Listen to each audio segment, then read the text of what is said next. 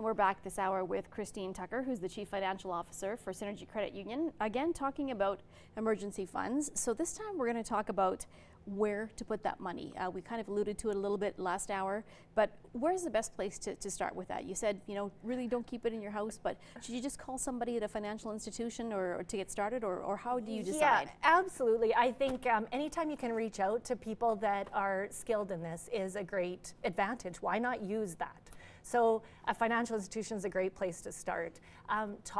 There's many experts there that can help you, even if you said, you know, I'm struggling to find that lunch, or I'm struggling to find where I can in my budget, they can work through that with you, and they can quickly identify, because they're not emotionally attached like we are, right, as people, right, to our money, right? So they're able to give great advice. So yes, I highly recommend going in and getting some advice of a financial professional, for sure. And what kind of a goal do you set to start with? Is it, you know, like you said, you can't really plan, so how do you really know how much you should try and set away? Yeah, so this is where I think people throw their hands up in the air and give up early, because the experts would say 6 months worth of expenses. So let's say your expenses, you know, it doesn't take long to be $10,000, $12,000, $15,000 depending on different people's lifestyles, right? So that's back to what I talked about the building blocks. So start with a goal and start small and have it come directly off your paycheck and go into a savings account. That's where the financial institution can help you, because they can set up that account. It comes off, and you know what? It's just like paying the government. You don't like it, but it's off your check and you can't spend it. Right, and you sure feel better when you have it when you need it. For sure, yes. And how do you make it a habit? Is it the best way just to do what you talked about, make sure it's coming off that check, so then you just really start to not think about it? Yeah, I think that works for most people, because I think once we see it, we want to spend it. Because, you know, some people, well, I'll put my tax return in there, which is fantastic if you can be disciplined enough not to touch it, right? But as you put, so you start with $10, and then you go, well, I'm not really missing that.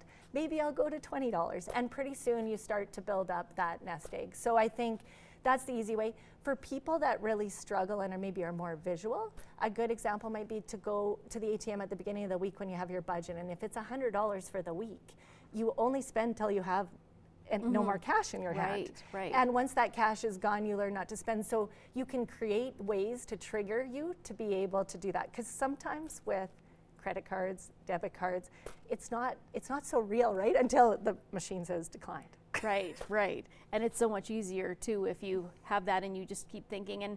And some people I know get in the mindset, well, I'm just going to buy a coffee and a sandwich, so it's only $4. But you can $4 yourself till your account is depleted. So if it's coming out of your account, then that way it's there, it's done, and like you said, you're not thinking about it. Yeah, for sure. I think for sure that's probably the strategy that works for most people. How do you stop people, Christine, from getting discouraged in this? Because I know seems like every time you turn around, someone's got their hand in your pocket for something else, right? And yes, as we discussed, this is a benefit in the end, but how do you kind of keep them upbeat and not get discouraged from this? That's a great question, because it does feel like some months it's like that, right? Yeah. I think you need to reward yourself. So set your goals to something that's attainable, and then reward yourself, not monetarily, obviously. Right. Please don't go buy a new pair of shoes like I would. But what I would recommend to people is, you know, maybe you have that extra half an hour with the paper on a Saturday morning because that's what you like to do, but find ways to congratulate yourself, because it does take discipline, and it does take that consistent savings to be able to succeed in this. But it really is a key component to your future financial health. And if people are wanting information and trying to get this set up, what's the best way to do that? Yeah, so we welcome you into our new building down on 42nd Street. You're more than welcome to talk to us, talk to another financial professional. Whatever it is, just take the first step. All right, thank you so much for joining us today.